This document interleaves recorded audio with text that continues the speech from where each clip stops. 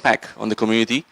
Right, so today, alhamdulillah, we have him all the way from New York City here in Malaysia, in Sungai Pecala in Musalla AlAbrar, right, to share with us a little bit about his experience in creating or in storytelling, right, creating change with stories, and then probably we'll follow up that with a short dialogue or with the dialogue session, and each side has a microphone. I'll be sharing this microphone with the brothers, and for the sisters, you have a microphone over there, inshallah. And without further ado, then I'll pass the floor then to Brother Aman, then inshallah. Tafadhal, shukran. Great, thank you. I feel weird wearing this headset. I feel like I'm working at McDonald's. This is great. Alhamdulillah, it's such a pleasure to be here with you guys. As he said, my name is Aman Ali. And I was born and raised in the United States, and my family came from India. And they came to America about 30 or 40 years ago. And I had a crisis growing up because I was very confused about my own narrative, my own stories, right? You know, my family's from India, and I'm proud of my culture, I'm proud of my heritage, but I'm not from there, so I feel weird calling myself Indian. And then on top of that, even calling myself an American is weird. I feel weird, you know, in 2019 to refer to myself as an American, because that's such a loaded term. And I'm a Muslim, I'm proud to be Muslim, I proudly call myself Muslim. But even that, you know, can rub people the wrong way. Well, what kind of Muslim are you? Are you this kind of Muslim or that kind of Muslim or this or that? And so I was very confused about who I was and what my narrative was, and it was this journey of self-discovery where I learned to understand that. And then for me, when I was much younger, the way Islam was taught to me was, for many of you guys, where Islam was taught to me like, okay, do this because Allah said so, and if you don't, you're going to hell. So there was like no understanding of why we practice these things, why we pray, why we do these things. Like, oh, it doesn't matter, just go pray. Okay, but why? Not that I was questioning the religion, it was just I didn't have an understanding. And so I was always taught just to memorize. And so the words never really hit my heart when I was a younger kid. But I'll get to that in a second. So, you know, I moved to New York a couple years ago. Why is it not working? Oh, it's not on. So I moved to New York to pursue a career in comedy. And in New York City, there are 1.2 million Muslims in New York City. And when I first moved there, I was trying to find a masjid to pray. And I found a website, and I just, you know, these sites where you can find your local masjid. So I typed my address in. And within 10 kilometers of my address, there was 251 masjids. Within 10 kilometers. It was amazing, in New York. And so I was hanging out, and it was during Ramadan, the first year I lived in New York. I was hanging out with a friend of mine. And so I was like, wow, look at all these masjids. 251. Within 10 kilometers, we could go to all these places. And so during Ramadan, I came up with this idea with my friend. I said, hey, wouldn't it be crazy if we went to 30 masjids in 30 days? And so I went to Facebook, and I went to Twitter, and I put this out. And I said, because the Muslim community in New York is so big, my friend and I are going to have iftar at a different masjid every single day. So that was the plan, you guys. We went to 30 mosques in 30 days around New York. And so as soon as I posted this, all my friends and all my family started tweeting back and commenting back on Facebook like, hey, this is really cool. You guys should blog about this. You guys should blog about this. But I'm like, why? Blogs are dumb. Like, I don't read blogs. Why would I want to write one? Like, this is just a silly experiment that we're doing. Like, who wants to read this? Like, no, this is just a dumb idea that my friend and I are doing. Like, there's nothing special about it. Like, who are we? We're just going to different masjids to pray. Like, why is that a big deal? And they kept insisting, like, guys, you really should blog about this. You really should blog about this. And I was like, all right, fine. Just to shut these people up, we'll put up the blog. You know, my friend won't stop annoying me about doing a blog. And so we launched the blog. Oh, that's me before I started losing my hair. Thank you for laughing at my insecurity. So the cool thing about it, though, was I thought it was just my friends reading the blog and my family. It turns out that we were getting messages from people all over the world. We're getting emails from, hey, I'm in London. I love reading your blog. Or, hey, I'm in China. We're big fans of your blog. Or, hey, we're in Luxembourg, and we're big fans of your blog in Luxembourg. I'm like, I don't even know where Luxembourg is in the world, but that's awesome that you guys in Luxembourg are reading the blog. And so that was really cool that people all over the world were finding our project.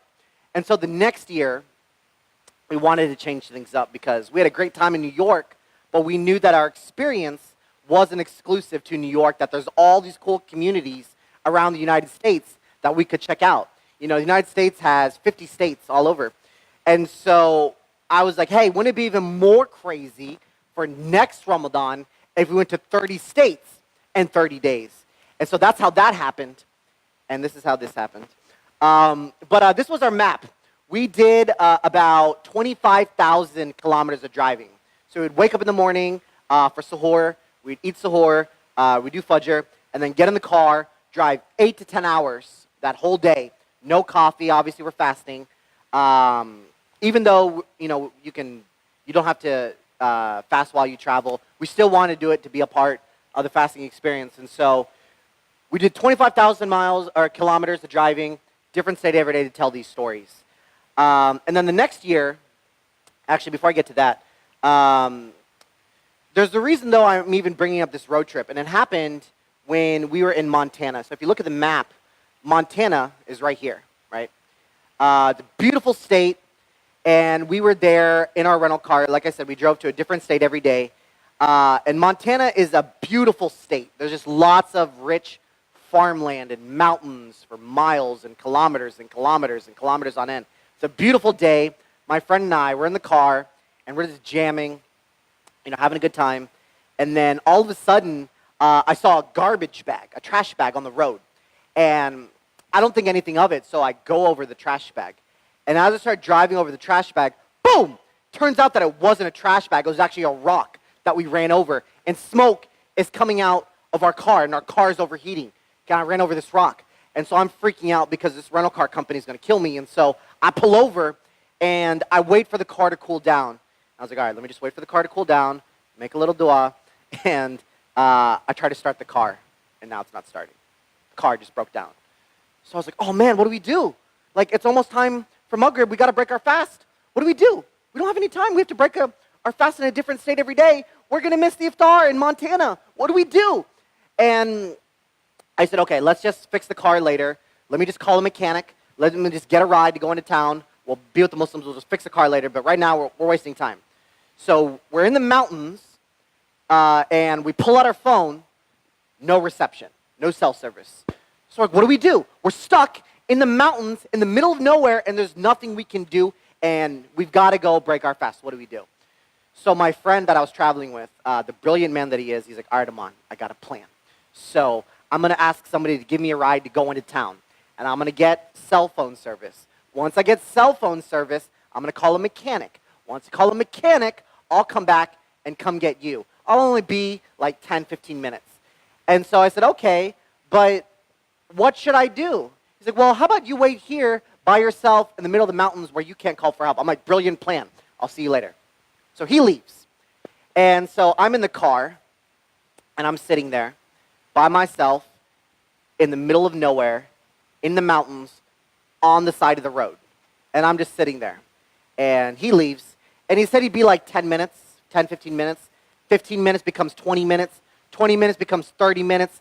30 minutes becomes 45 minutes. 45 minutes becomes an hour. I'm like, where is this guy? He said he was only going to be like 10 minutes. And so I'm just sitting in the car, and I look out the windshield of the car. I look out, and then all of a sudden on the highway, I see a bunch of horses and a bunch of deer just run across the highway road. I'm like, what? I got like startled. And then a few minutes after that, I saw a bunch of wolves chasing after them. I'm like, okay, I better lock these doors. Like, and I start freaking out. And then a few minutes after that, I saw a family of bears run across the road. I'm like, oh my God, I got to do some nafil. I got to start praying some nafil. It's Ramadan. I got to take advantage of all this nafil that I haven't prayed. I got to read some more Quran. Like, what else can I read in here? So I'm freaking out because Yogi Bear and Boo Boo are about to like eat me alive. So I don't know what to do. And so I'm like, man, what is happening? Where is this guy? He said he'd be 10 minutes. It's been an hour. And so I start freaking out. I start, preparing my own janazah at this point. And so I was like, I don't know what to do. And all of a sudden, I hear this thundering noise in the background. And I hear this thundering noise. And then all of a sudden, I look behind me, and the mechanic in his big truck, the tow truck, comes pulling up. So my friend Bassam, he gets out of the truck. And then the driver of the truck, his name was Ken. So Ken gets out of the truck. and to tell you about this guy, Ken. This man has one of the most awesome mustaches I've ever seen in my entire life. Like, I'm convinced that that's not even a mustache. That's his lips being protected by the wings of an angel, right? It's beautiful. It's awesome. You're allowed to laugh, by the way. It's halal. It's just beautiful. And so we're in the car, and before we get in the car, my friend Bassam Tariq, he's a brilliant filmmaker and a photographer. He took all the photos on the trip. And we get in the truck with Ken, and Bassam pulls out his camera and goes, hey, Ken, can you smile for the camera? And Ken goes, I am smiling. So we get in the truck with Ken, and we're really stressed out because we got to fix this car. So we're in Montana, and the next stop on the trip was North Dakota, which is right here. So Montana was here, and we got to go here. And our next stop was about 8 hours away. So Maghrib came in at 8 o'clock at night. So the latest we can leave is 12 o'clock to make it on time. So we wake up super early. We go to the mechanic. He fixes the car, but he takes way too long. And he fixed the car at like 2 or 3 o'clock. And we're like, oh, we're going to miss Maghrib in North Dakota. What do we do? I need a backup plan, but I don't know anybody else in North Dakota. What do I do? So I literally went on Google, and I typed Muslims in North Dakota. And Google responded back by saying, did you mean Muslims in New York? Did you mean Muslims in Chicago? Did you mean Muslims in Los Angeles? And I couldn't find anything. And so I'm looking around, and I kept going through search, and about 4 or 5 search entries down, I saw some random blog, somebody's personal blog that they wrote.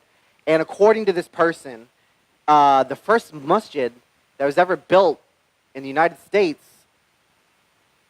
is in North Dakota, in Ross, North Dakota, a town of 38 people, and Muslims have been living there since the 1700s. I was like, what? Of all places, why not New York? Why not Chicago? Why not Los Angeles? Why not Philadelphia? Why not Miami or Houston? North Dakota, of all places? And so I'm trying to find more information about this. I didn't know anything about it growing up. And so I'm looking around. I tried to find a website for the masjid. There's no website. I tried to find a phone number. There's no phone number. And I couldn't find anything. I even went on Facebook, tried to look up every Muhammad, Abdul, Nadia that I could find in North Dakota. Nothing. So I have no idea if this place is even real. So there was just some guy's blog post from like 5 years ago. So I don't even know where to go. He doesn't have an address or anything. So I start searching on Google Maps for this place. And I look in Ross, North Dakota. I couldn't find the masjid. But on the Google Maps, I found a Muslim cemetery. I saw a little plot point on Google Maps that somebody placed. And there's no website for the cemetery. But I saw an intersection on the map. So I said, okay, if I have an intersection, I can just put that in my GPS, and we'll find something. So completely relying on some random intersection on Google Maps, we drove 5 hours in the middle of nowhere out to North Dakota, hoping we would find something. And so we start driving, and North Dakota is another beautiful state, but it was a lot of farmland. There was no signs that tell you where you're going. There was no gas stations where I can ask for directions, or restaurants where I could talk to people to ask, am I going the right way? So I don't even know where we are. I'm just relying on my phone at this point to guide me. And so I have no idea where we are. And so as I'm driving, my friend is asking people for help. So he's calling all these numbers up. He calls the local city hall, and he tries to talk to the mayor. And the mayor was like, I said, hey, is there a masjid there? Is there a mosque? And they're like, I don't know what a mosque is, but there's a church. Why don't you call the church? So we called the church. And we're like, hey, is there a masjid there? They're like, I don't know what a masjid is. Is there a mosque there? I don't know what a mosque is. Do you know what a Muslim is? Yeah, I think so. Do you know any Muslims? And they're like, I know this woman. Her name is Lila. I think she's Muslim. You want to call her? I'm like, great. Can we have her phone number? So we call Lila, and Lila picks up the phone. And not only is she Muslim, she's the caretaker of the masjid. I'm like, awesome. This place is real. Alhamdulillah, we found it. And so we're super excited. And so Lila was like, oh, you guys want to come in like an hour? I'm busy. Like, I already made plans for tonight, so I can't meet with you. I already have dinner plans. So I can't open the masjid for you. But you're more than welcome to visit the masjid and take pictures if you want. I just can't meet there. I'm like, as long as we're welcome, thank you. So we get to town, and Maghrib is like right around the corner. And again, a town of only 38 people, of all places, has the first masjid in the United States. And so we get to town, and the sun is starting to set. I'm like, oh man, we gotta hurry, It's Maghrib time. We gotta break our fast. I gotta get a blog post up. Like, we've got so much to do, and we haven't even been to the masjid yet. So we take a turn, and my GPS says, take a final turn down this dirt road, and the intersection should be straight up ahead. So I take the turn. I don't see any signs for the masjid, and I look all the way out into the horizon, and I see absolutely nothing. So I was like, what? Where is it? I look at my phone. We're at the intersection. I look around. I see all this empty farmland. I'm like, where are we? Where's the masjid? So we call Lila back. She's not picking up. It's going right to her voicemail. She's probably breaking her fast and praying. And I don't know where we are.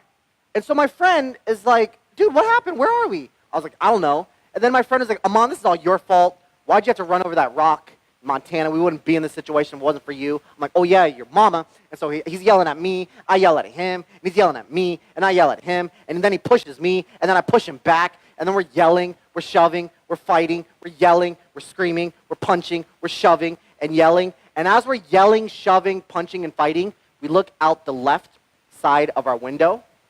And we found this. And so I don't know if you can see this, but like this is, the crescent, the Islam symbol on this gate. And then there's the masjid. Like, here's a closer view of it. It almost looks like a masjid that just fell from the heaven, right? Fell from heaven. It just fell like onto this farmland. Just in the middle of nowhere, there's this beautiful masjid and just this open farmland. And my friend and I, we were standing around here, and as we're walking, Bassam, my friend, he looks down like, Aman, I found the cemetery. And we looked at some of the gravestones. It's hard to read, but it says, Nazira Omar, born 1908. Ahmed Jaha, a Korean War veteran. We found Muslims that were World War I veterans, World War II veterans. Muslims born in the 1800s, the 1700s. We found all these gravestones. And of all places, they were living in Ross, North Dakota. I'm like, how did people end up here? And so we called Lila back. She finally picks up the phone. And I was like, Lila, I know you can't meet with us tonight, but we would love to learn about this place in the morning. We have a few minutes in the morning. Can we ask you some questions? So Lila, alhamdulillah, agrees to open the masjid for us, and she talked to us. And so this is Lila. She is 92 years old. And mashallah, she's 92 years old. And she is a ninth generation Muslim American. So her ancestors came in the 1700s to America. And so I asked her this question. I was like, Lila, how did you guys end up here? How come your ancestors didn't go to like New York or Chicago or Los Angeles? Like, how'd you come to this like random farm town in the middle of America? Like, how'd you guys end up here? In a town of like 38 people. And so she was telling us this story about how while now it's modern day Lebanon and Syria, in the 1700s and 1800s, when the Ottoman Empire was making its last run and its final stretch, war started breaking out throughout the Middle East. And there was a lot of farmers in Lebanon and Syria at the time, well, modern-day Lebanon and Syria, that didn't want to fight. All they wanted to do was farm. And so they're trying to figure out a way to get out because they don't want to fight, they just want to farm. So they heard that in America that there was a law called the Homestead Act where if you farmed land for a few years, you could keep it. So thousands of Lebanese and Syrian farmers came to Ross, North Dakota, Toledo, Ohio, Evansville, Indiana, Cedar Rapids, Iowa, and they lived there peacefully for generations. And so I asked Lila this question. I was like, Lila, you went to school in the 1930s and the 1940s, and in America, the race relations between white people and black people were bad enough as it is across the country. What was it like for you, though? You're the only Muslim, you're the only Arab, you're the only minority, the only non-white person in this small farm town of 38 people. What kind of racism did you have to deal with? What kind of discrimination and Islamophobia did you have to deal with? And so I asked her this question, and she was like, none. What are you talking about? Girl, quit playing, quit lying. Like, what are you talking about? What do you mean no racism? What do you mean no Islamophobia? What do you mean no discrimination? She's like, no, I've had no issues. Like, not one. I'm like, wait, what are you talking about? How? In a small little, like, I'm stereotyping, but like a small little like hillbilly, like redneck town. Like, what do you mean you got no racism? And she said, well, I was like, how did you not experience anything like that? And she says, I had none because at the end of the day, we were all farmers.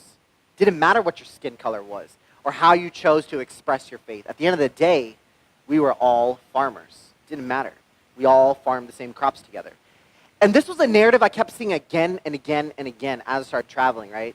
There's a narrative that we see on television that everybody hates Muslims and Muslims hate these people and those people hate Muslims and this and that. And yes, there are real situations where this is happening. You know, in New Zealand, we saw that awful terror attack with this white supremacist that, you know, murdered all those people at the masjid, you know, last weekend. You know, we see situations all over the world. But for every story I hear about that, I kept seeing hundreds and thousands of stories like this, where people were living very peacefully and harmoniously. And again, it's not to say that racism and Islamophobia doesn't exist around the world. It does. But I kept seeing so many more stories like this that I didn't see on TV, that I didn't see on the news. How come I didn't see these stories? How come I didn't see that one? And I would get so frustrated because what I was seeing on television was not the same thing I was seeing in my own reality, in my own travels. And Lila, before we left the masjid, they had a little guest book, and they asked us to sign it. And I wrote, I'll never forget the contributions that you and your family have made to our ummah, to our community, to our country. And I hope that nobody else will, you know, inshallah, nobody else will ever forget. And to think that one of the reasons we got a chance to visit this awesome piece of American history is because we ran over that rock in Montana. So Allah works in, you know, amazing ways. And I realized something that as we started traveling, and this is appropriate for even here in Malaysia, that no matter where you go, people have ways of making Islam work for them, right? I don't know if you guys ever read, there's an essay by Dr. Omar Farooq Abdullah called Islam and the Cultural Imperative. And the analogy he uses is Islam is like a river, pure, clear water, right? And as water flows throughout the rocks, it changes colors, right? And so Islam in China is Islamic, but it's also very Chinese, right? And Islam here in Malaysia is Islamic and it's pure. The religion is pure, but it's also very distinctively Malaysian, right? Islam is not an Arab religion. Yes, it was revealed to people that happen to be Arab. And yes, the religion, the Quran, is in Arabic, but it's not an Arab religion, right? And so I realized that I don't have to call myself Indian or call myself an American or all these things. I can be me. I can be true to who I am. I shouldn't be forced to be one or the other.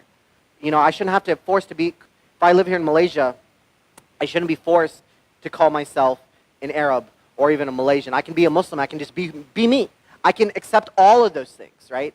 I shouldn't have to feel like I'm contradicting or at war with myself. And so it's important that, yes, Islam is pure, and we're not here to change Islam or anything like that, but our culture and our heritage is important to us as well. And so our culture should be very distinctively Malaysian, you know, when we live here and things like that. And so I realized that no matter where we live, people make Islam work. So this was a group of Native Americans that live on the border between the U.S. and Mexico. And so they built this masjid out of mud and these mud bricks. And so it has a very distinctively Native American look to it. And then in New Mexico, we met a group of Muslims that live in the mountains. And so this guy, he's very good with his hands, and he built a small little masjid. He made the whole thing himself, built a masjid, and he lives literally 10,000 or maybe 5,000 kilometers up in the mountains, and there's like 5 Muslims that live there. He said, I'm just going to build a little masjid. And he made something that's very distinctively unique to them, and so it's beautiful that wherever I travel, people make Islam work for them. And to me, that was a very, very beautiful thing. Because I think this idea of this sense of home has been very challenging for people, right? Like, who am I? Am I Malaysian? Am I Muslim? Am I an American? Am I Indian? Am I Pakistani? Am I Arab? Am I this? Am I an American? Like, it's a constant crisis. And I went to a place as we were traveling, a place called the Talif Collective in the United States. Some of you may have heard of it. Sheikh Osama Cannon is the person that runs this place. And they have a very simple philosophy if you ever go. their philosophy is come as you are to Islam as it is.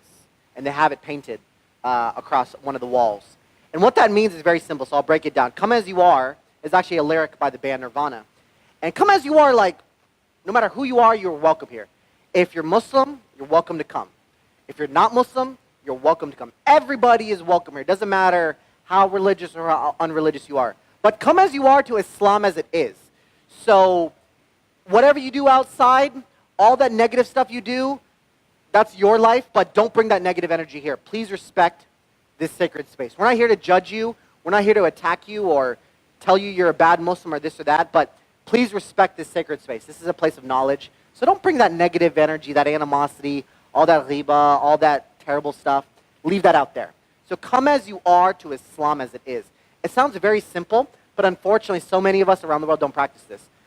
Excuse me, sister, you have 3 strands of hair showing. Brother, sorry, your beard's not long enough. Brother, your pants are this, or your shorts are this. Like, people just turn the masjid into a courthouse, right? Where you get a verdict and you have to stand before a judge, and then all of a sudden, right? And so they don't care about that here.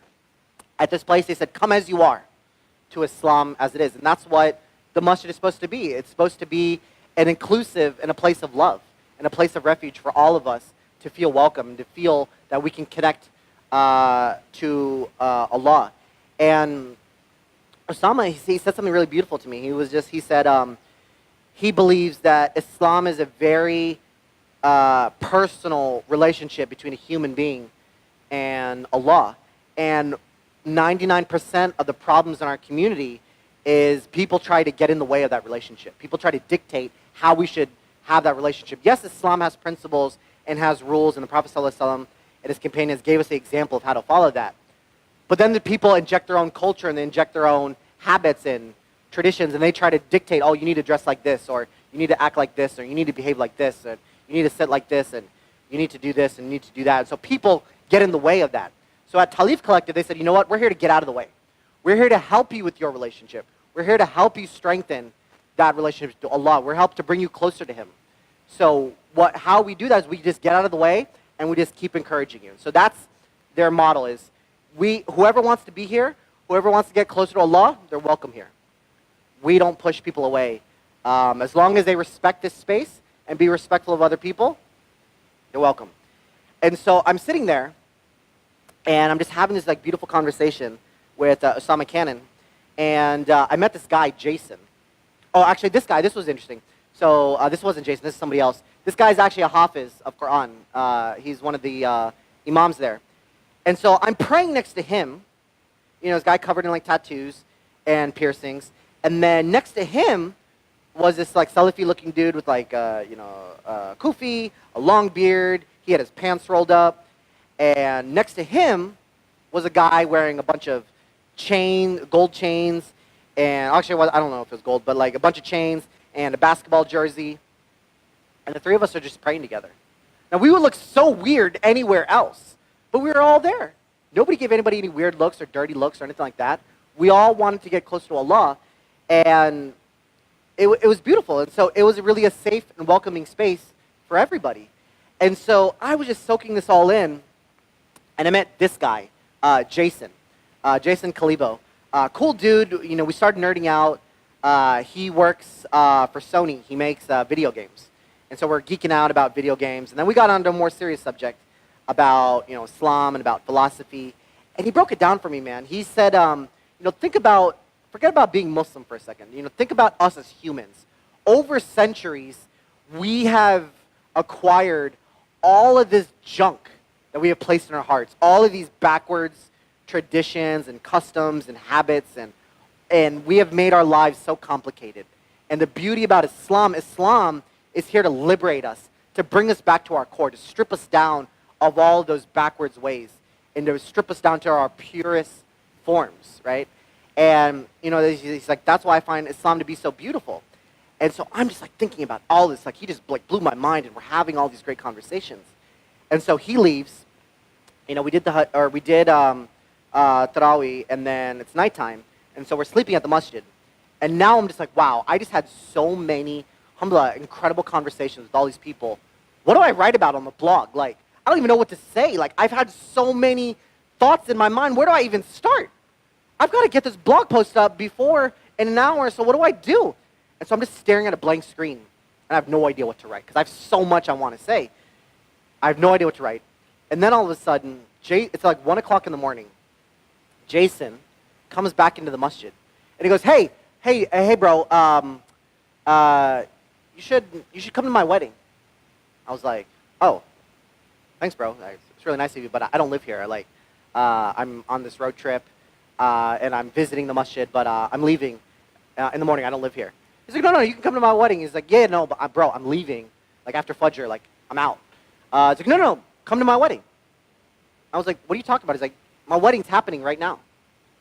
I was like, it's 1:30 in the morning.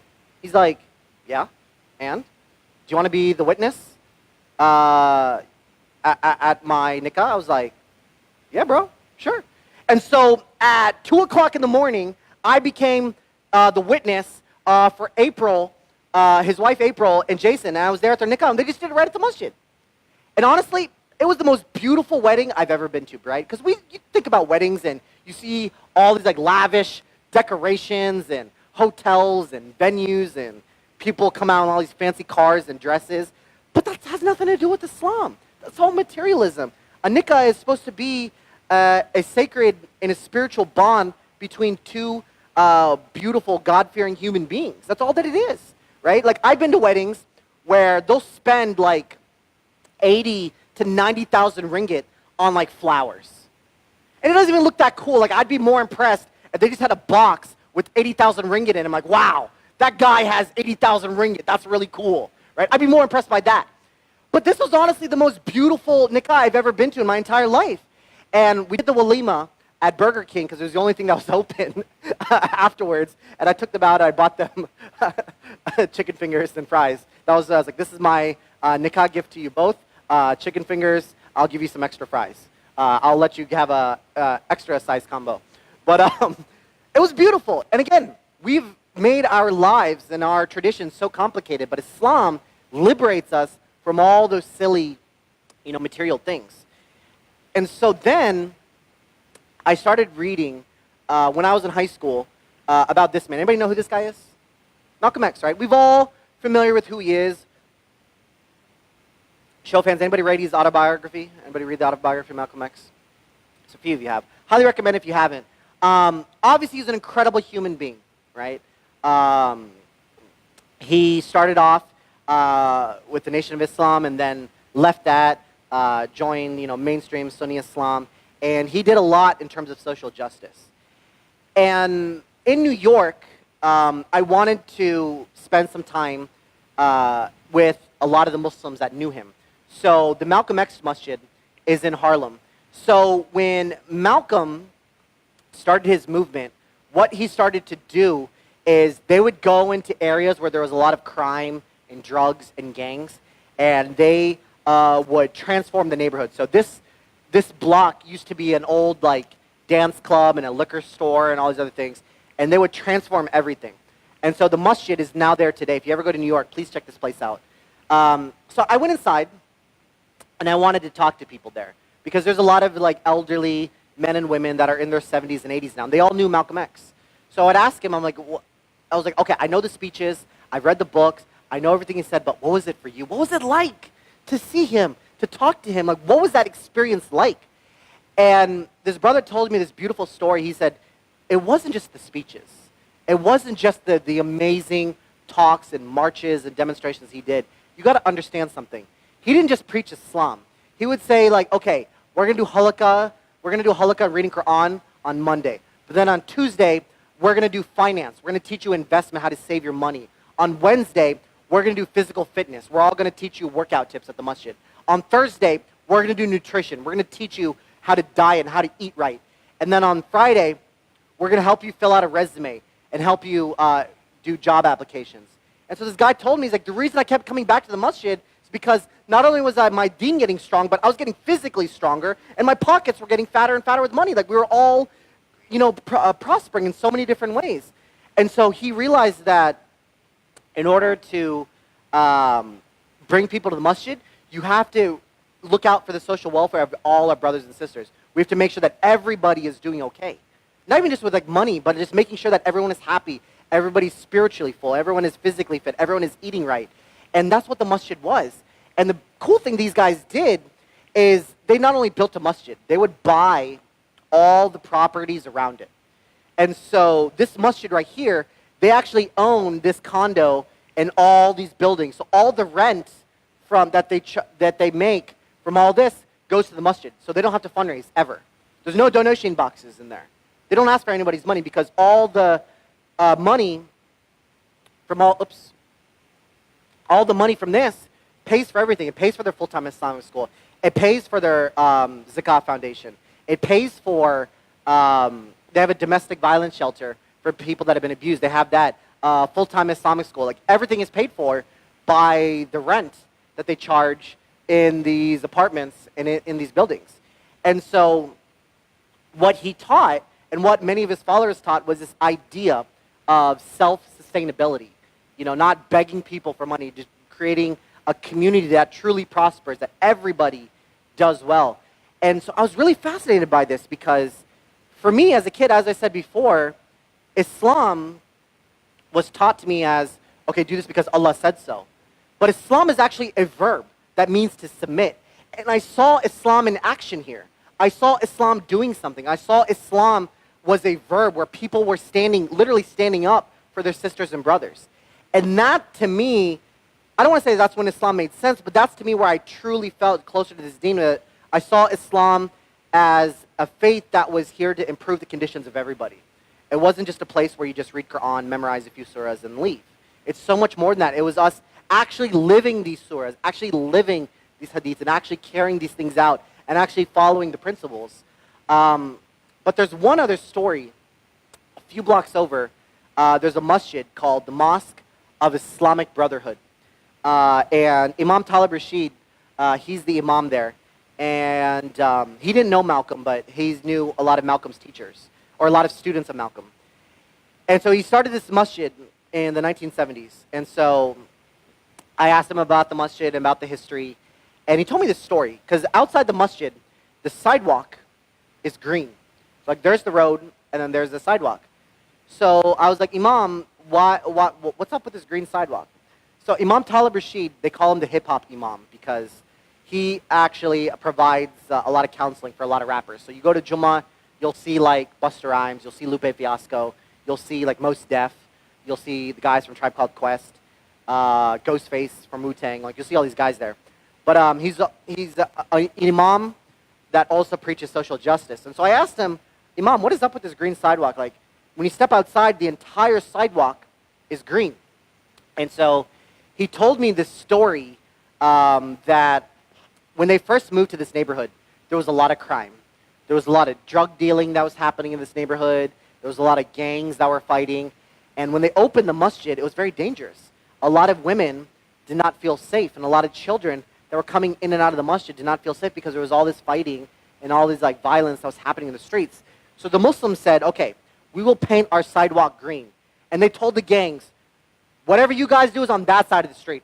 If you come on our space, if you come on our sidewalk, we will fight you. We will like knock you out. And they knock dudes out. Like if you come on our sidewalk and you risk hurting our children and our women, we will fight you. Get off our space. Whatever y'all do over there is over there, but this is our space. Please respect it. And they were very firm in that principle.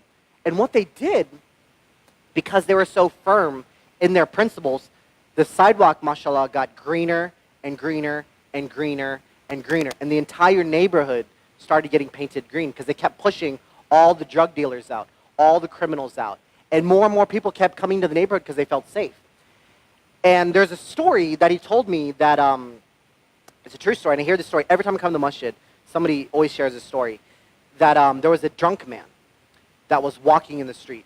And he was completely drunk, and he just started stumbling. He was so drunk that he passed out on the road. But he realized that he was on the green sidewalk, and out of respect, he rolled into the street to get off the sidewalk because he knew that he's not supposed to be on the sidewalk. And that's the kind of respect that Muslims had. This is the story of Muslims in this neighborhood. Being a Muslim, means something in this neighborhood. There's a respect. And so if a woman, if she's non-Muslim, or it doesn't matter Muslim or not, if if a woman is by herself walking down the street, a Muslim man will come up to her and ask her sister, are you okay? Do you need help getting home? Do you feel worried? Do you need someone to walk you home? Not because he's trying to get her phone number or anything like that. It was just adab. It was just simple respect to protect people in the neighborhood. And so being a Muslim and Islam stood for something. That was the story that was told about this community here. And I realized something that, Islam, and for these people, it's not about giving dawah. Or it's not about, oh, well, if we fight this crime, everybody will convert. They didn't look at it that way. They just looked at it simply as the right thing to do. They cared about the neighborhood. They weren't trying to pass out dawah pamphlets and convert people or this, that. If people want to come to Islam, that is Allah's will, right? They weren't here to trying to do kind things just hoping to convert people. Islam is a faith and is a religion for all of us to serve all of humanity and all of mankind, all of creation, from human beings of all different walks of life, even the creation, to the animals, to the trees, and this and that. We were given this blessing, this religion, to look out for everybody. And this is the kind of Muslim, these are the kind of communities that I wanted to be a part of. And I started thinking about it because every time I have a friend from out of town that comes to visit New York, I always take them to this masjid, and I point to the sidewalk. And every time somebody comes, I always point to the sidewalk. And then I realized one day, 50 years from now, what are they going to point to about us? What landmarks are they going to say, okay, this is the time when Aman did this, or this is the time when Muhammad did this, or Asma did this. What stories are they going to say about us? What is the narratives of how are people going to remember us when we die and we leave this earth, when Allah calls us back? What are they going to point to? What are they going to point to this? When people point to this building 50 or 60 years from now, what are people going to say? And I always thought about what is the story that I'm here to tell? And it's not about people revering me or remembering me or anything like that, but I always think about what is the legacy? What better roads are we paving for the future generations? How do people want to how do we want people to remember us? So that was the narrative that I kept thinking about. So I'll end on this story. So after we did this project, alhamdulillah, a lot of opportunities came up. And we got the opportunity to basically go all over the world. And people saw these stories and heard these stories, and we want to hear more. Tell us more. Tell us more about this community or that community. And alhamdulillah, I was fortunate to go all these places. And recently, I went to Germany. And I performed at this place called the Babylon Theater. So if you know anything about the Babylon Theater, during World War II, the Nazis, they would use this theater as a propaganda theater. They would play all these Nazi films to brainwash all these people into hating Jewish people and other people, and just all this racist propaganda that they would put out. And then after the end of World War II, and after the end of the Cold War and all these wars, they transformed this theater into a place of intellectual thought. And they'd bring in all these progressive and intellectually interesting people from all over the world. And they brought in like Desmond Tutu, Nelson Mandela, and for some reason they wanted me, the bald-headed monkey, to perform at this theater. So alhamdulillah, was a huge honor. So I'm there, and when I went, the U.S. Embassy, they didn't organize the event, but they reached out to me and they said, it's not safe for you to do this event. You should cancel. And I was like, why? The organizers work really hard. Alhamdulillah, the event is sold out. Why are we going to cancel this event? And they sent me an article. And they said that there is expected to be a protest that is happening separately in downtown Berlin, and it's not too far from where you are, and it's not safe. So what was happening, there was a Muslim group.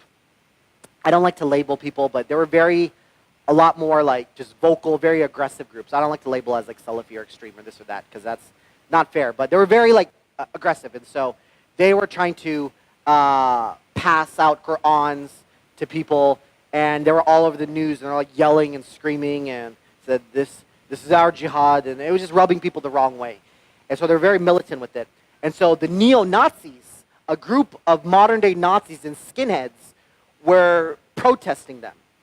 And so they said, this could be very violent, this could be very difficult, it's already a very alarming security situation, so we don't recommend you do this event. And I said, you know what?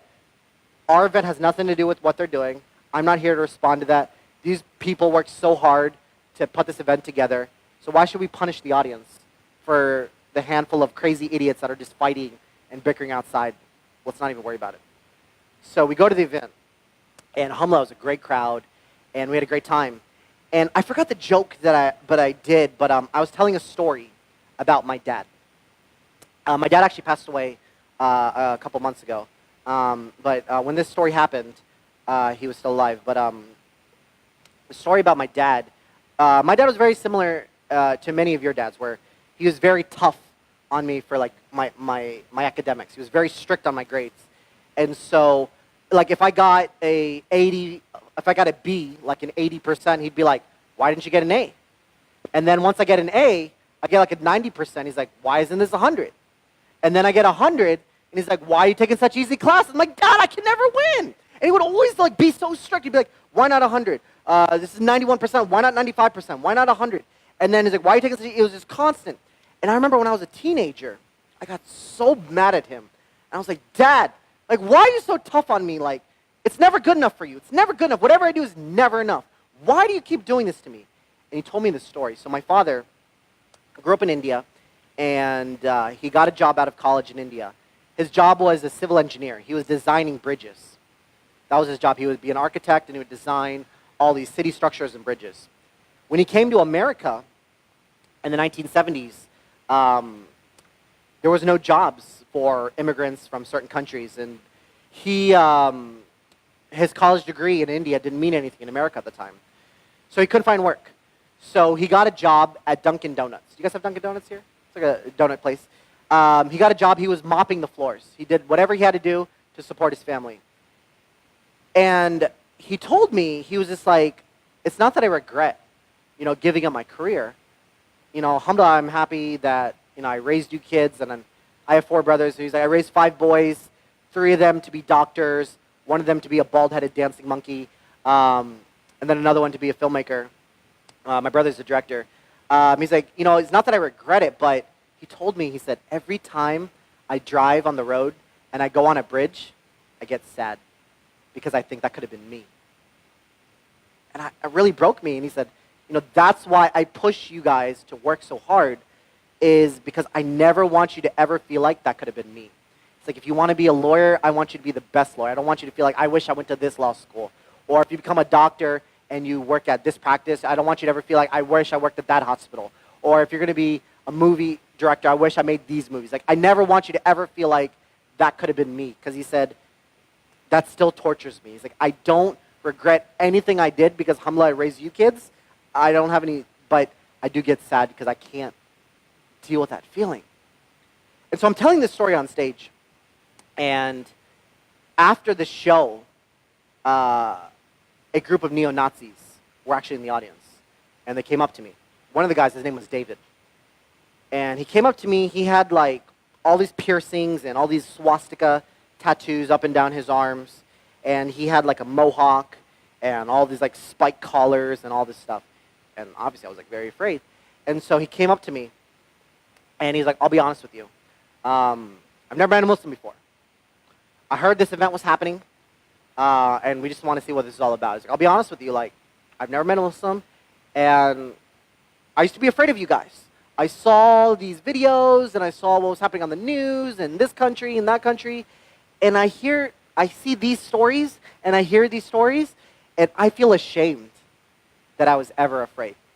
And I'll never forget this because he started telling me about his own dad. His dad was an immigrant that came from Poland. And his dad was very strict on him growing up.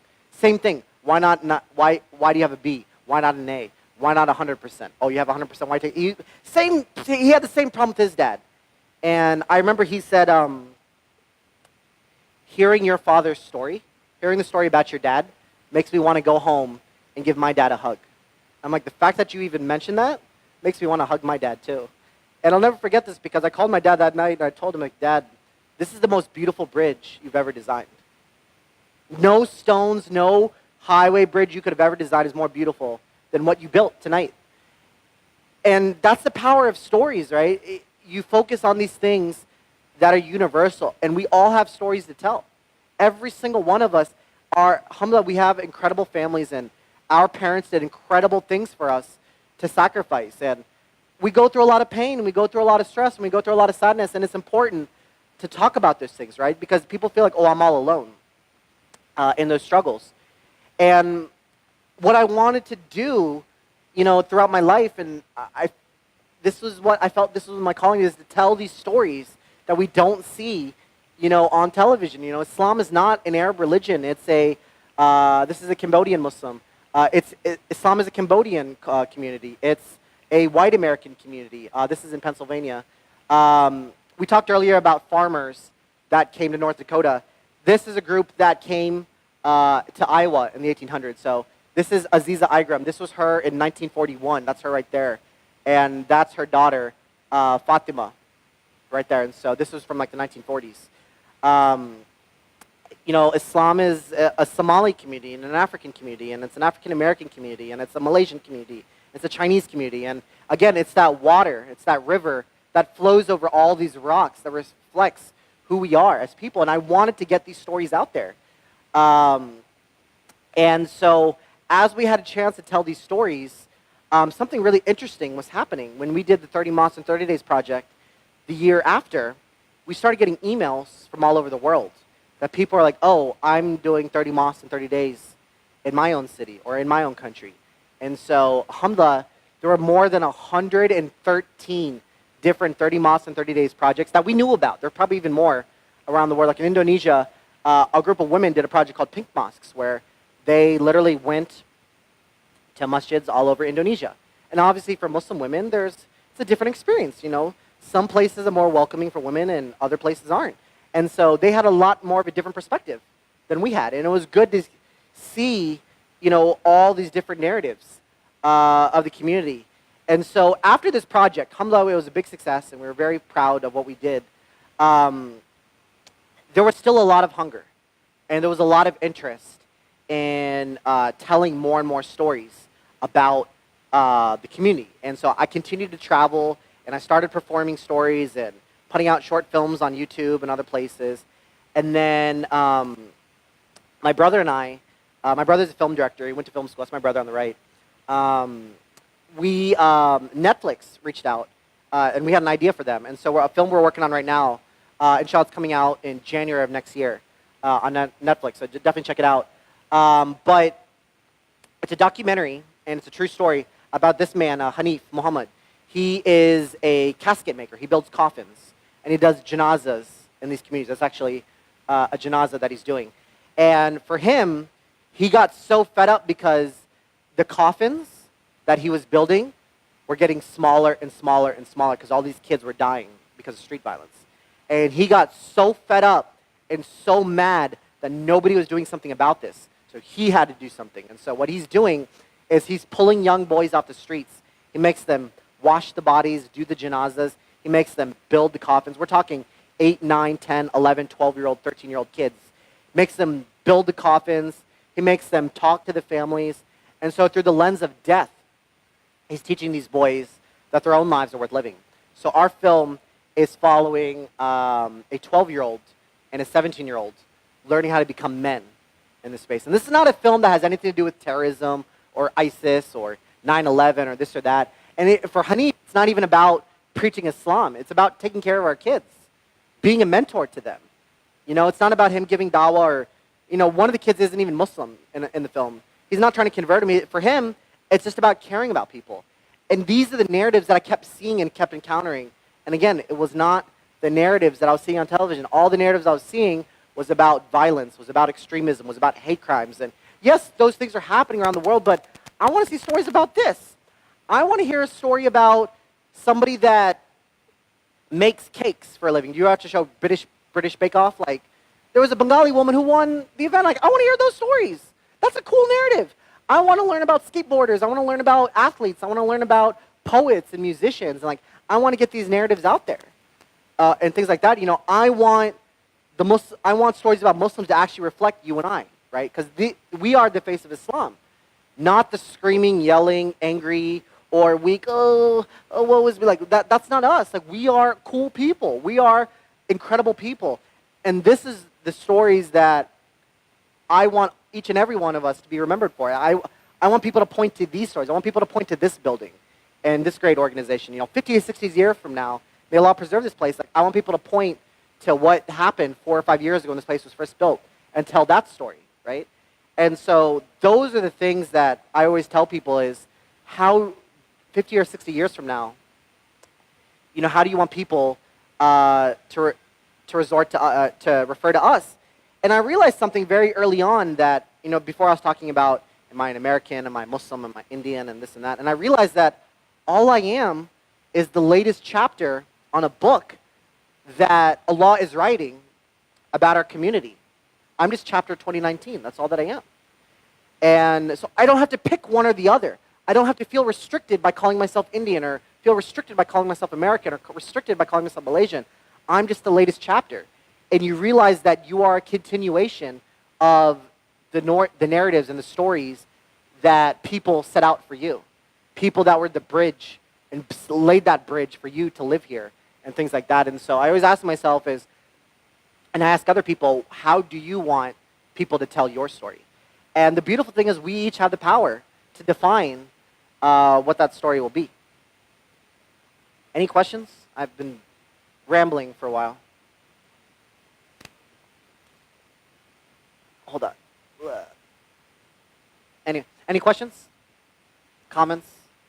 Concerns? So, I actually have a question. So, tell us, can you tell me how this organization, this building came together? Like, where did the idea for this place come?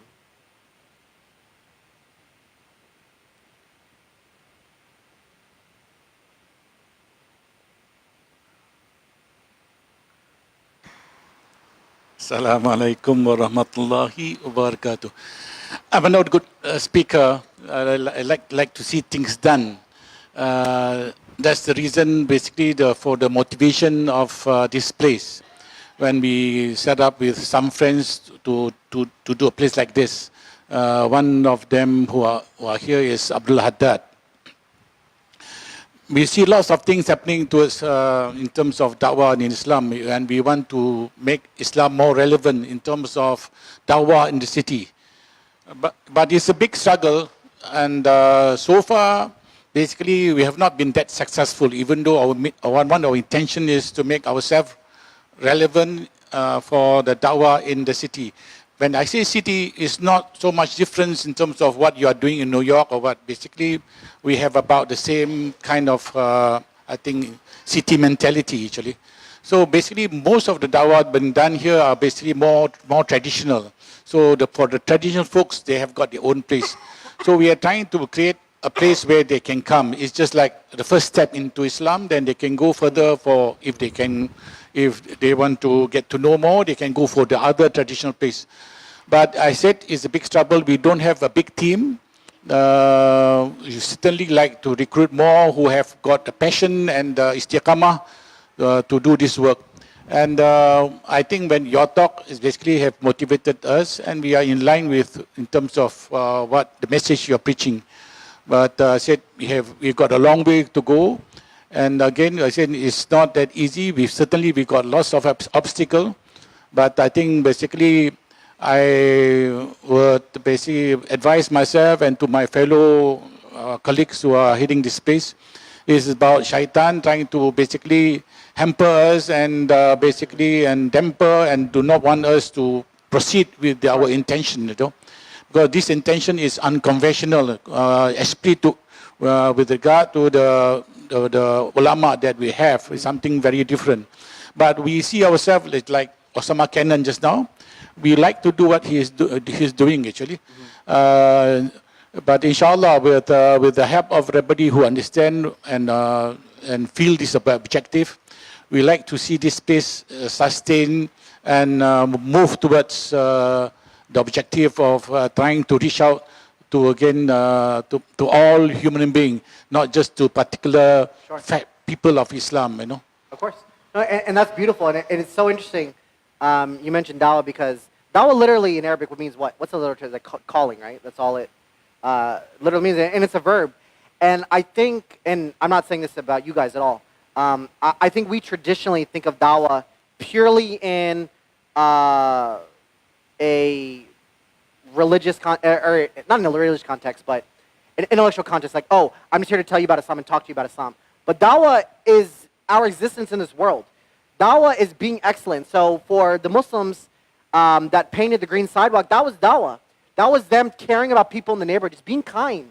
That's dawah. So our existence in this world is dawah. And so I always tell people, like, let's be known for being excellent, because that's who we were throughout history. Islam was not just the most excellent religion, but Muslims were the most excellent people. They were the kindest people. They were the strongest people.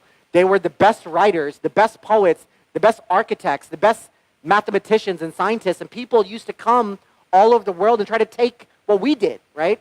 And so I always tell people, like, be the best businessman you can be. Be the most successful. Be the best real estate agent. Be the best doctor. Be the best lawyer. Strive for excellency, because even that is dawah. You want people, you want Muslims being associated with the word excellence. So I always dream about, you know, a non-Muslim mother, and a boy goes, can I go to Abdul's house? And I want that woman to feel comfortable, like, oh, he's at Abdullah's house, so he is in a good place where he'll get his homework done, and he will behave, and he won't get into trouble. Like, that was what being Muslim should mean, is this idea of excellence. And I feel like, I don't want to say we've gone away from that, but that narrative has been watered down over years. And it's time for us to just go back to who we were. You look at our culture, like even here in Malaysia, there's a lot of rich history of excellence, and on, you know, academics and science and politics and religion and all this like discourse. And it's about going back to our roots. So it's not trying to change something and do something totally different. It's just going back to who we are, because that is dawah. You know, of course, dawah is also telling people about this deen and educating them and this and that. But you can't do that until you make people feel welcome, until you show love and kindness. You know, you can't just give a person a pamphlet and be like, excuse me, sister, excuse me, brother, Christianity is wrong and you're going to hell if you do that. Like, that's not dawah. That's just being annoying. You know what I'm saying? And so you have to really change the way we look at things. And we have to have pure intentions, that Allah chooses who He wants to guide, right? And so we shouldn't get into that game that, well, hopefully if I make a sandwich for this person, if I feed him, inshallah he'll come to the masjid and inshallah he'll become a Muslim. Yes, may Allah will that to happen, but we shouldn't obsess over that, that we have ulterior motives, that, well, I'm only giving this to you because I hope that you come here. That is not us for to decide. That's for Allah to decide. We should give things out of the kindness of our own heart, right? We should mentor kids, not that they hope for them to become Muslim. We just want them to be good kids. And so I think we need to broaden our approach. Again, this is not a critique, because I think you guys are doing amazing things here in the community. But I do think we need to rethink worldwide how we think of dawah, because I think our character, just the way the Prophet ﷺ, he was known as being the most excellent of all creation. Aside from being the most noble of all Muslims, he was known even across all different tribes and all different communities, knowing as the best of people. So building that respect is something that I think that each and every one of us has a lot of work to do, especially, you know, myself. Yes. Aman, you grew up in the U.S. Yes. as a Muslim, and you said earlier that you face an identity crisis, Yes. yeah, because of the clash of cultures. Malaysian youth don't have identity crisis, but they have issues. So, and you have traveled all over the world. Mm-hmm. So, what is your experience with majority Muslim countries? So that's interesting you mentioned that. And so I think this crisis is not unique to majority populations, minority populations. Worldwide, everywhere, whether it's Malaysia, Germany, England, China, Australia, United States, everybody feels isolated. People are yearning to be, everybody wants to be a part of a community, but they don't feel welcome. Whether that's the masjid's fault or this group's fault, I don't get into finger pointing, but everybody feels alone. They have friends, they have the best friends. I know people in like marriages for like 15, 20 years, and they feel lonely. they come to the masjid and they don't feel connected to people. And so I think that's a worldwide problem. And it's not just a youth problem. I think worldwide, people come to the masjid and they have so much pain and they have so much stress and they feel like they don't have a space where they can talk about their problems. They can't talk about, oh, I'm going through marriage problems, or I'm going through finance problems, or I'm going through stress about my job or my university, you know, because at the masjid we have to put on this mask that, alhamdulillah, everything's okay, everything's fine. How are you, brother? Alhamdulillah. That's all we say is, alhamdulillah. And alhamdulillah, everything is good, but we don't have honest spaces where we can talk about our issues, right? And I think that's a challenge worldwide. So it's not a Muslim majority or a Muslim minority thing. I do feel that people are holding on to a lot of pain. And I think it is our responsibility, whether it's as leaders or as masjids or as organizations, just as human beings, it is important for each and every one of us to create safe spaces, whether it's here in spaces like this or even within our homes or even at restaurants, is that we do whatever we can to bring people closer together. And so I would say that this is a worldwide crisis. This isn't just an American thing or a Malaysian thing or a Chinese thing. This is worldwide, and it's not universal, that we're all going through problems. You know, and we need to create spaces where we can openly talk about these things. Yes. Any sisters have any questions? Yes. I'll get to you in a second. Let me go to her first. Sam. Thank you for your very nice presentation. I was just wondering if you have ever encountered another area, another country where Islam is equated to a party, political party, as what is happening in Malaysia right now. If you don't support this party, they say that you are not Muslim, or if you support the other party, they say that you are supporting the non-Muslims because there are people in leadership that are of non-Muslims. You know, if you can. So, I mean, I can't speak to what's happening here in Malaysia. Obviously, I've read a little bit, but I don't feel comfortable being like, oh, this is wrong, this is right, or this or that. But to what I was saying before, no community has a monopoly on Islam. Islam is not, nobody has a monopoly on the kind of Muslim or the culture of Muslim or the intellectual Muslim. Like, you can't say, oh, if you don't do it this way, you're not a Muslim. We're not in the game to dictate who is and isn't Muslim, right? That is purely Allah, is the only person that can do that. And it's very clear in the Quran, Allah subhanahu wa ta'ala says, like, I made you into many different tribes and nations so that you can get to know one another. So if you don't follow a political party, that doesn't make you a bad Muslim. That just makes you someone who chooses not to do it.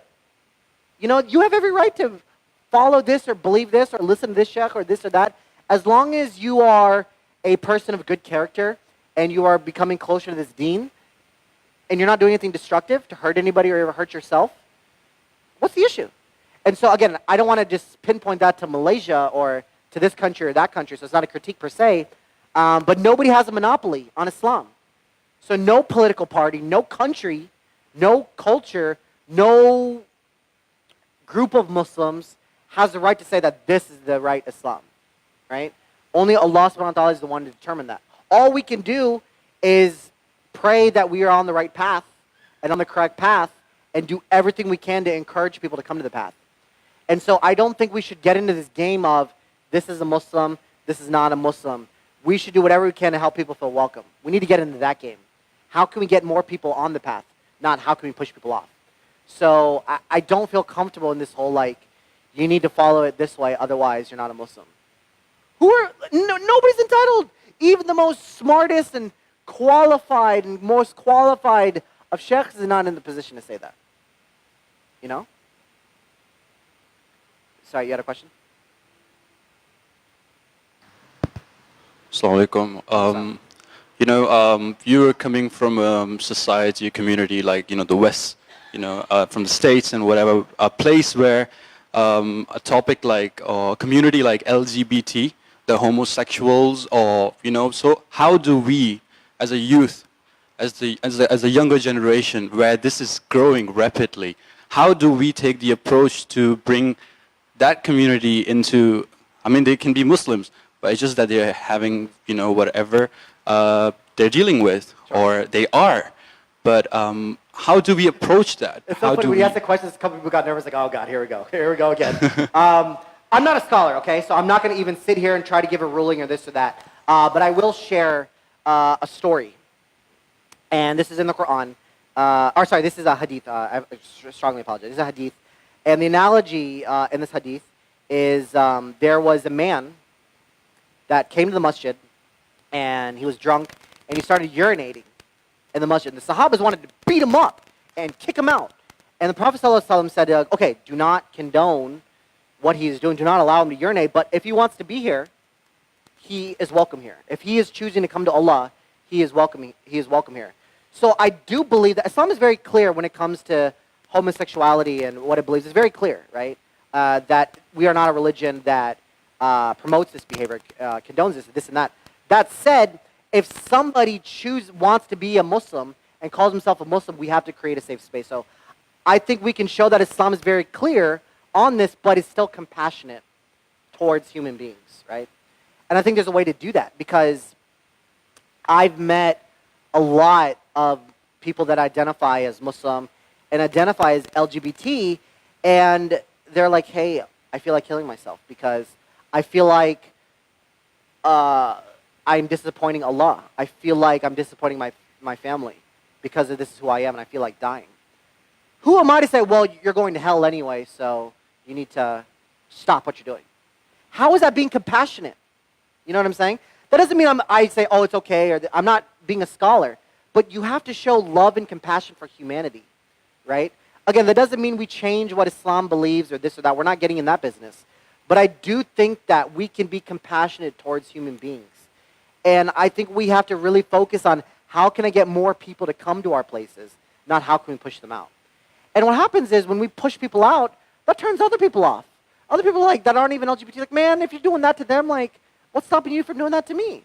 And so I do think that we need to get in the game of how do we get people in the door as opposed to how we shove them out. And again, that doesn't compromise our beliefs. Islam is very clear in what we believe, and I'm not going to sit here and say that, oh, well, this verse means this or that. Like, I'm not playing those games. But I look at the example of the Prophet ﷺ again and again. When people wanted to come to this deen, he welcomed them in. Now, if they did things that were destructive, things that contradicted what Islam said, he did not condone that behavior. You know, you can hate the sin but love the sinner, right? And how can we push those people out? Who are we to do that? And so when it comes to these issues, whether it's LGBT or people that drink or people that do drugs or do this or do that, we don't have to condone any of that behavior. But we should focus on creating inclusive spaces. So I don't really get into, is this halal, is this not halal? Like, I'm not qualified to say that. Honestly, I'm just not. So I'm not going to do that. But I can focus on loving people. And I can focus on making people feel welcome in these spaces. And I don't think we do a good job at that.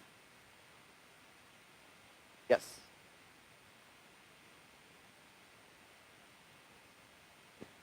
Assalamualaikum. Waalaikumsalam. Thanks very much. That was great.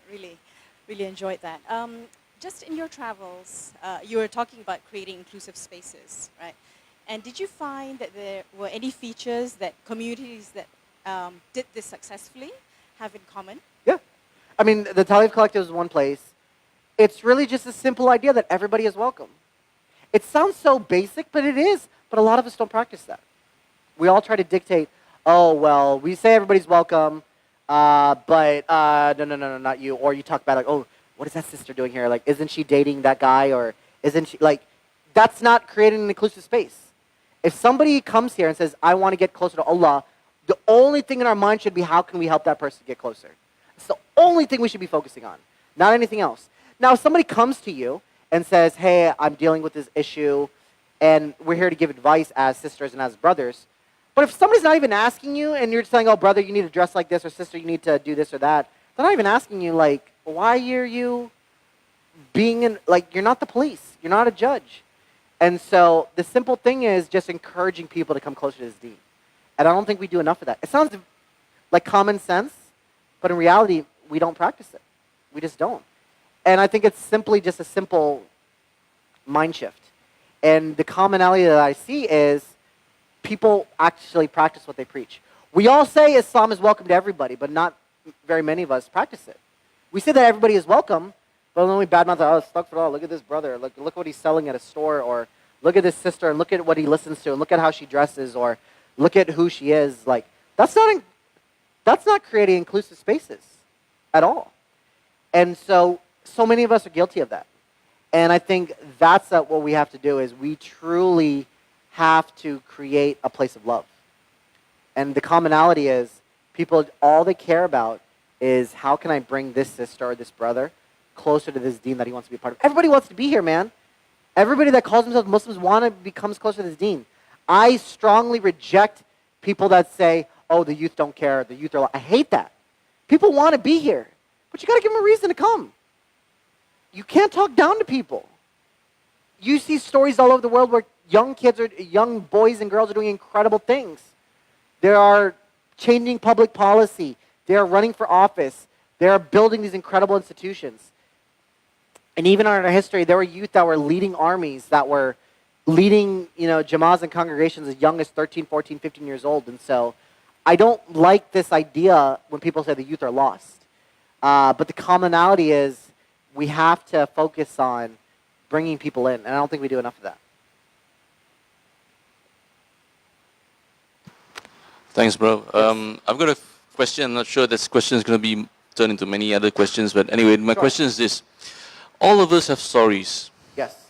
Many times these stories are locked inside our minds and our hearts, but we just cannot translate them into something which, like what you're doing right now. Sure. So what are the ways that probably we can get this thing out, right? If there's a story that's worth telling, but usually just pieces of memories and so on and so forth that just haven't connected to one another. Sure. So there's one part which there's one who tells a story, and there's another part where do we listen to the story? Are there enough people listening to the story? Just like you mentioned, the safe space. Mm-hmm. So safe spaces are places where people listen, I guess. Right? And are honest about, I'm really here to listen to you sincerely. So maybe you could comment on that, inshallah. Thanks, man. Well, and I appreciate you asking that question because he was talking about how some of the challenges is you have a story to tell, but you don't have the right words or try to put your thoughts together and this and that. And that's something that everybody goes through. But I think that's why it is important to create safe spaces, because if you create a safe space, you're not as worried about, oh, how will somebody interpret this if I say that, if I talk about this, if I talk about being divorced, how will somebody look at this, or if I talk about being depressed or being stressful or on medication or dealing with this or that, how will people interpret it? We have to create a safe space where we can talk about these things. And so I would focus on not worrying about how the words come out, just let them come out, right? They will come out on their own. So don't worry about like, oh, well, will people get weirded out if I talk about this, or will I be boring people? Just speak from the heart, man. When I tell my stories, I just tell honestly like how I feel. I talk about, okay, this is what I dealt with and this and that. I don't worry about, oh my gosh, like, will people look at me this way? Like, for example, I don't mind telling a story. So I see a therapist. Every week I go to a therapist. Not because I'm crazy, not because I'm on medication, and none of those things. Is I look at my heart and my soul and my mind the same way I look at my body. When I'm sick, I go to the doctor. I get checked out. When my computer is broken, I get it fixed. When I feel sad, I go to a therapist to get a diagnosis. It's the same way, right? It's the same thing. It's just another extension of the body. And so I talk about that when I first started telling people about that, I was like, oh man, will they think I'm crazy? Will they think I'm weird? I'm like, no, this is who I am, and we have to normalize these conversations. Like the Prophet ﷺ, I don't want to quote it verbatim, but I believe it was when, I think it was when Khadija died, but please forgive me if I'm wrong. But for about a year, he was down and depressed. And the companions, he was just very down. And the companions had to regularly attend to him and to work with him. And we have to normalize these conversations. And so I think it's important. And this is just one example, but I do think that we need to create spaces where it's okay to talk about any story. and be open and honest about it. But the way to do that is you have to create safe spaces to do that. And sometimes you kind of have to force it. And you hope that, and you always ask myself, why am I telling this story? Am I doing this for attention? Am I doing this for praise? I said, no, I'm doing this because Allah knows best, but I'm doing this because I want other people to feel welcome to tell their stories. So if you don't have those safe spaces, you have to create it by being that brave person to volunteer and saying, you know what, I am telling this story with the intention that other people will step up and feel, the same way. For example, we did a story about a Muslim woman. She was divorced, and she was in an abusive marriage, and she left the marriage. Like, Islamically, she has a right to seek a better life for her and her kid. And she is treated like the rest of the community, like something's wrong with her. She is called damaged goods, and I'm like, how is Allah's creation damaged? How can Allah create the most perfect of creation? Like, how can we call Allah's creation damaged? She did not sin. She left a marriage, so why is she deemed as somebody who is bad?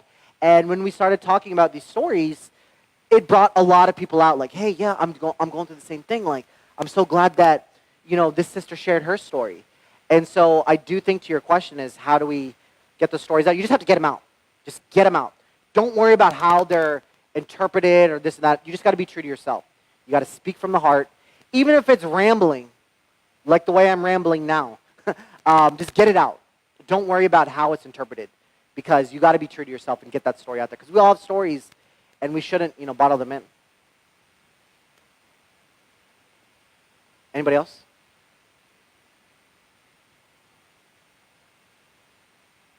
And again, I say all of this as a bald-headed monkey that travels and tells stories. Like, I am not a scholar, let alone an imam or activist or things like that. And so these are my opinions.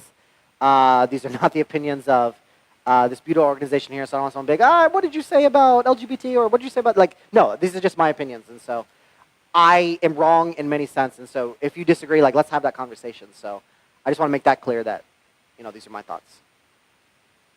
Anybody else? So do you have an idea for a story? So you said you have an idea. So what's an example of a story that you want to tell but you don't have the right words for it? Not to put you on the spot, but I'm putting you on the spot. And this is a safe space. This is a place of love. Yeah. And we will all agree that this is our beloved brother in Islam, that we pray that he becomes closer and closer to Allah. So don't worry about, how are people going to interpret me saying this? So Yeah, true. So it could be many things. It could be one of it that I could talk about the story of my experience in Mexico when I was working there for a few years. All my experience in Mexico, looking for the Muslims in Mexico, for example, living in Chiapas for a few days. I could even talk about the experience of a child who goes through his or her parents' divorce, right? So this kind of stories, things like that. I guess. So can we talk about the child and children divorce? So tell me a little bit more about. Okay. Okay, probably the challenges that the child goes through, right? Especially seeing the unit break into two, and then not knowing or making the decision then to either choose one of them, to not choose any of them, or to choose both of them and deal with both of the issues that they're still having with one another. And not only that, sometimes we've all seen these examples where a kid thinks, is this my fault? Did mom and dad, did they get divorced because did I do something wrong? And a lot of kids blame themselves. Is Allah punishing me for my parents getting divorced? Right? And these are real issues, man. These are real situations. Divorce is not a sin. Obviously, we want marriages to be intact, and we pray that everybody has long, healthy, lasting marriages. And so we're not saying, just get divorced whenever you want.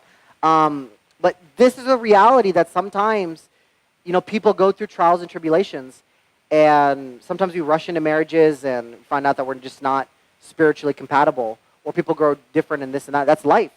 But that's a real challenge for a lot of kids, because especially when you bring children into this world and you get divorced and you realize that you're not compatible with one another, Islamically, you still have those responsibilities to that child.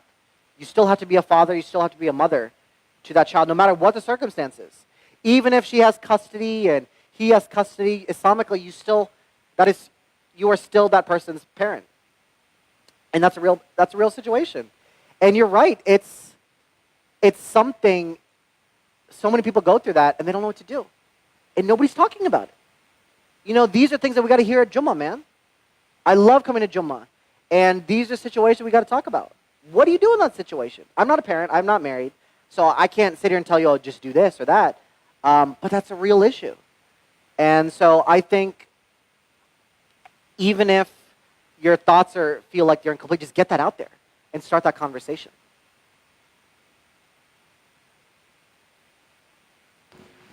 Aman, you said a few times that you speak from your heart. Yes. From observation here, the problem with non-Muslim scholars is that they use their brain more than their hearts. And the Muslim scholars, on the other hand, they are arrogantly dogmatic in their views. And so, and they look down upon other scholars as well. I think this is the issue. Do you see that as well? I mean, the beauty about Islam is Islam brings our body, our mind, and our soul into complete harmony, right? You know, it's not just an intellectual religion, it's a spiritual religion. It's a physical religion. Like, even in Islam, it talks about the adab of being physically fit and eating right and this and that, because it's all related to one another. You can't have just dogma where you just, you know, memorizing and spitting things out and just, you know, this and that. You have to have a spirituality part of it. You have to have love. You have to have heart. You have to have remembrance. And so I'm not here to critique and say, well, they're doing it right and they're doing that wrong. Again, I don't like playing that game. But we have to be in harmony. You can't just have Islam from the heart and not have anything else. You still have to have principles and fundamentals and how to memorize things and this and that. You have to have your pillars, but you can't have the opposite as well. But I don't feel comfortable being like, well, the scholars are doing it wrong or this or that. They're still people of knowledge. I guess it's more my preference. I like people that have that balance, that have that middle path. The reason why I don't feel comfortable, it's not that I'm dodging the question, I don't feel comfortable saying, well, this person is doing it wrong or this person is not doing it correctly or this or that, because I think subconsciously that makes us prone to arrogance.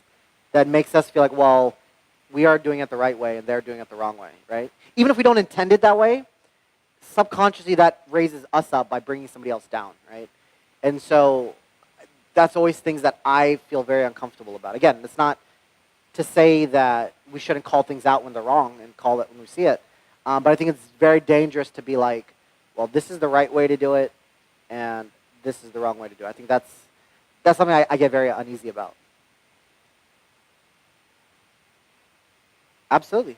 So any other, so that was a great topic. Are there any other topics that you'd like to see, whether this organization or your masjid, to talk more about? Are there subjects that you feel that aren't being addressed, that are issues? Let's hear from the sisters. Anybody? Any topics? What's your name? Yeah. What's your name? What's your name? Aisha.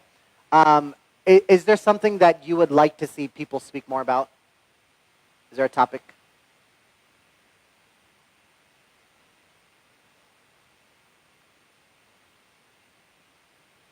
Can you hand her the microphone?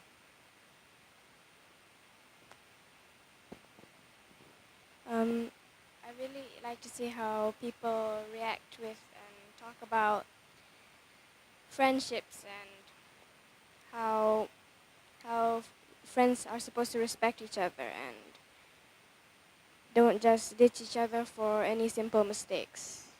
Something like that. That's beautiful, mashallah. That's an incredible observation, right? And honestly, like, when I meet more and more young people, like, that's what they want. They want to be here. I don't like when people say, oh, the youth don't care. They don't want to come to masjid. No, they don't want to be around you because you're annoying. Like, that's what it is. So that's what the issue is. And people are yearning to be in these spaces. People want to come to the masjid. They want to have good friends. Like, nobody wants to be alone in this world, right? And Islam was given to all of mankind, not to just one person or one prophet.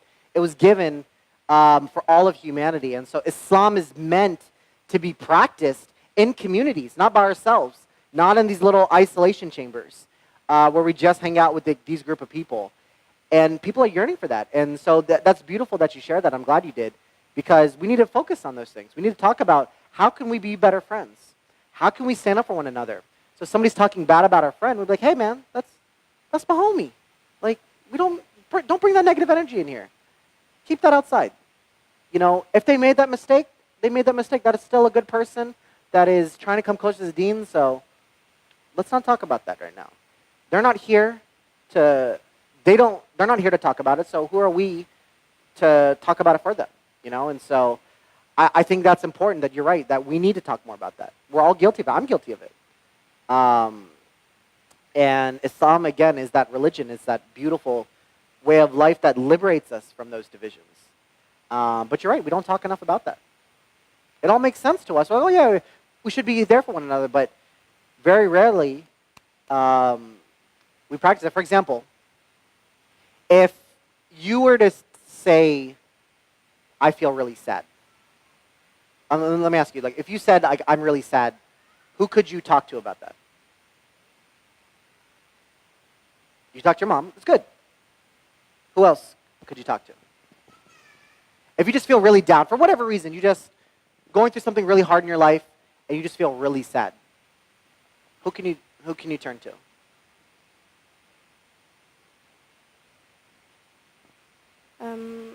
I could talk to my brother. Okay. Now, if you came here, do you feel like you could have that same conversation? It's okay to say no. It's okay to say yes or no. It's like, I'm not sure. so she's not sure. But she should, right? She should be able to. She's not critiquing the masjid. She's not bashing the masjid. She's not saying the masjid is a bad place. She just said it's a lot harder to talk about that here. But this should be a safe space as well, right? Of course, your family is the people you're always going to feel closest to talk about things. And Islamically, like, you don't have to share everything with everybody. We have, you know, modesty and privacy and this and that. But we should feel welcome to come here to talk about those things. And so for you to say, I'm not sure, like, that's an understandable feeling. And when I hear that, I ask myself, like, well, what can we do to create spaces where we can talk about these things, you know? And so let that be a wake-up call. And so when we talk about younger generations, like, we have to figure, like, we got to work on this. We've got to work on creating these inclusive spaces. And so that's why I don't bash youth or women or liberals or conservatives or this. I don't get into this finger pointing. I see this as a failure of all of us. You know, I feel it's like, man, how did we not create this space where somebody can't talk about these issues, right? This should be a place where people should feel welcome. And this is how you do it. So thank you for sharing. Anybody else? Any topics that you'd like to see, like, addressed in the community? Go ahead. I feel like there's a rising issue with regards to mental health and Sure. suicide Yeah, amongst the youth. sure. And in Malaysia, there's a great number of closed-minded people who still use like traditional beliefs Yeah. to respond to that. So how would you open up about these kind of things to these people and to introduce the fact that it's an important agenda to talk about? Yeah. That's such a great question. It's a real issue. And I think when somebody says, like, hey, man, I feel like killing myself, our response is, oh, that's haram. Don't do that. It's haram. Okay, it is. But how is that going to help someone? You know what I'm saying? If you really cared about that sister or brother, understand what they're going through, right? That is a cry for help. If they came to you to say, I feel like killing myself, that is a despair. That is a cry for help. And you are not listening to them. That is not what they need to hear. They're aware of what it says. They don't like saying that. It takes a lot of strength to say something like that. And so I think it's important to understand that. Granted, I'm not a therapist, so I can't diagnose and be like, oh, this is what you're dealing with and this and that. But we, as people in the community, should know all the resources. If someone says, I feel like killing myself, you should say, okay, well, there's a great organization you should talk to. They offer free counseling.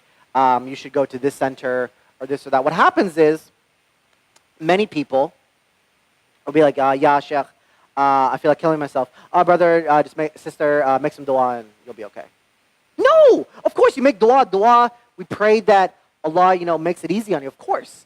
But we have to do more. We have to have a holistic approach. It's body, mind, soul, and spirit, right? And so, yes, you make dua, but we have to take it a step beyond that, right? Islam is a verb. It's not just say, oh, go do this because Allah said so. And so we have to make people feel welcome. Granted, imams are imams. I don't expect an imam to be a therapist, a counselor, a marriage doctor, a lawyer, an engineer. We can't expect our imams to do everything. But an imam should be aware of the resources in the community. And so when something like that happens, take that seriously. Make sure that they feel heard, that I hear you, sister, I hear you, brother. And just know that I love you and I'm here for you. And I'm here to, if you ever want to talk about it, I'm here for you. But know our limitations. We're not a doctor. I'm not a therapist. So I can't sit here and diagnose and be like, oh, well, this is what you're dealing with. This is what you have to do. But you should educate yourself on the resources in the community. Look up, are there good therapists? Are there good nonprofits that you can send somebody to? Because this is a real problem, man. There are people that are killing themselves. Whether it's youth or adults, and people are going through stress, people are going through anxiety, and it's unnecessary. They shouldn't have to feel like they go through this alone. People feel so alone. And when I hear about somebody wanting to kill themselves, I take that as a failure of the community. So I don't point this out as astaghfirullah, sister, astaghfirullah, brother, you're going to hell. Allah knows best our accountability of being responsible for that. So that is a failure of us and not a failure of an individual. So to answer your question, we need to normalize these conversations. And we, again, need to focus on making people feel loved and feeling like they can come to us for these situations and not trying to yell at them or attack them for just sharing something from their heart.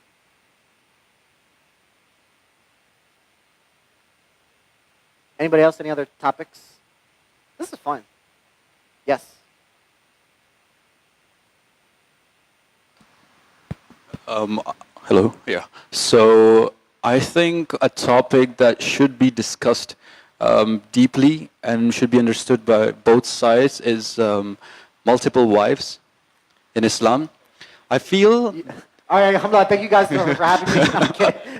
I know I'm raising issues about LGBT, multiple wives, but here's the thing. I notice brothers who are well-to-do financially tend to have and take this opportunity of having multiple wives, because if we look at it this way, Adam and Eve, they were made in pairs, and now we always say soulmates, pairs.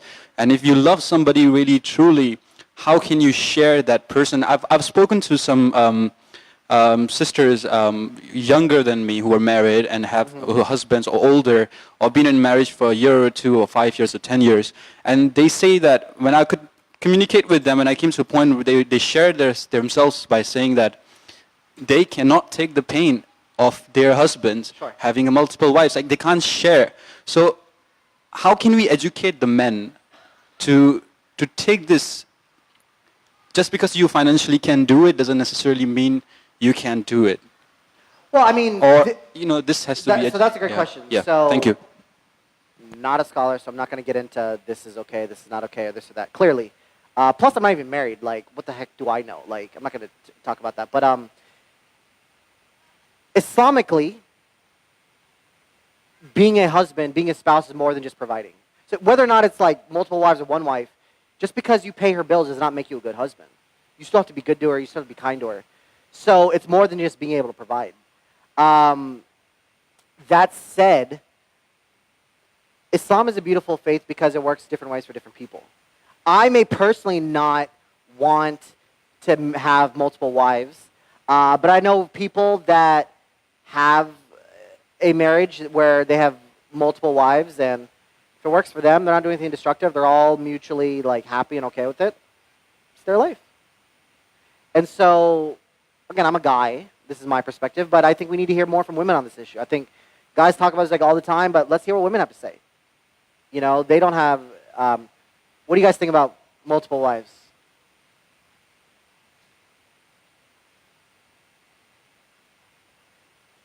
Sure. And we're not saying that this is halal or haram, but we're just saying what is our preference. Yeah.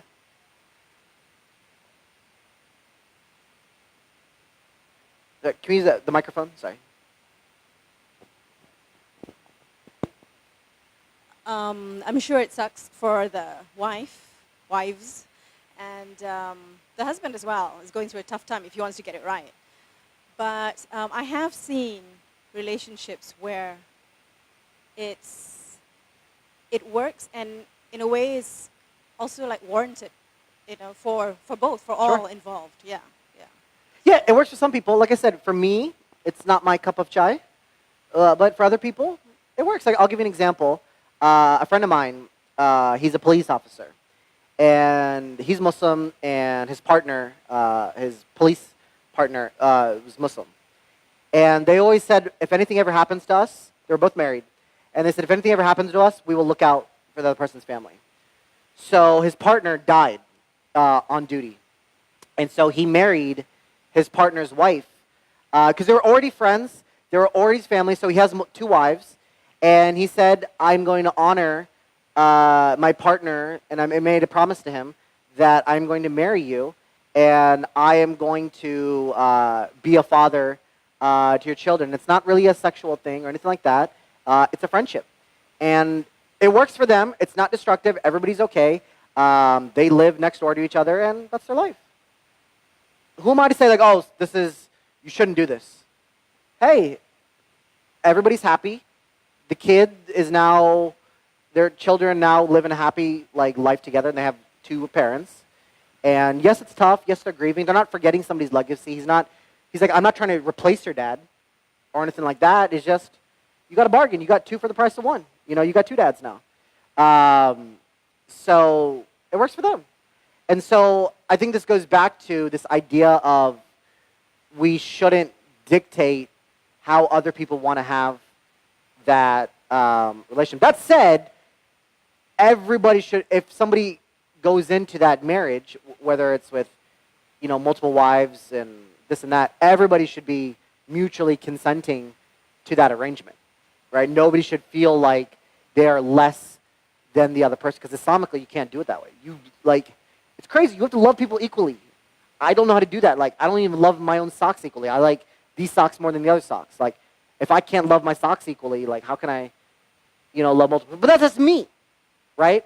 So I'm not going to sit here and try to change what Islam says and doesn't say. This is just my personal preference. It may not work for me. I may not want to do it. But if other people want to do it and it works and it's not destructive, that's important to make sure it's not destructive to people involved, then what's the issue? But again, not a scholar. Gotta make that clear. Bald-headed monkey. Anybody else?